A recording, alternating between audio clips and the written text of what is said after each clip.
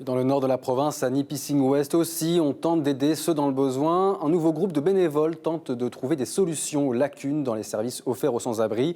Un collectif travaille à la création d'un refuge pour hommes, un service qui est absent dans la région. Explication avec Bienvenue Senga.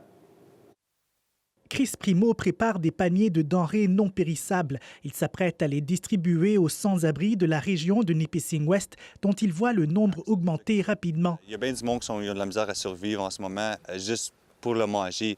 Il y a bien du monde qui sont sans-abri, puis ils ont besoin d'aide. C'est avec son nouveau groupe No More Tears West Nipissing qu'il a recueilli la nourriture, mais les bénévoles ont déjà un plus grand objectif, celui de créer un refuge pour hommes inexistant dans cette municipalité de 15 000 habitants.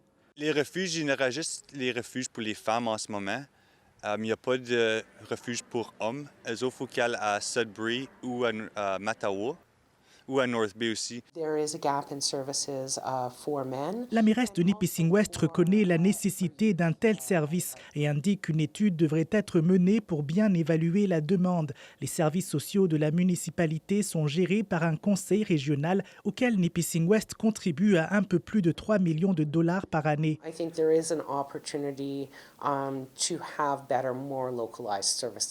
Il faudrait une répartition plus équitable des services importants comme les refuges pour sans-abri, dit la mairesse, d'autant plus que la hausse du coût de la vie pousse de plus en plus de gens vers la précarité financière. Bien qu'il y en ait déjà un à Nipissing-Ouest, le refuge pour femmes n'est pas, lui non plus, au bout de ses peines. Il doit continuer à subvenir aux besoins de plus en plus coûteux de ses clientes, mais avec un budget qui demeure au même niveau. Et pour freiner l'hémorragie, croit la directrice, les gouvernements doivent donner plus d'argent pour des logements abordables et puis aussi pour les plus petites villes. C'est bien beau se concentrer dans les plus gros centres, Sudbury, North Bay, mais nous autres aussi, on souffre. Entre-temps, Chris Primo et son groupe travaillent à s'incorporer comme organisme à but non lucratif dans l'espoir de faciliter les collectes de fonds. On a le support de la ville.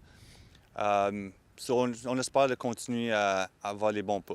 Ici, Bienvenue Senga, Radio-Canada, Sudbury.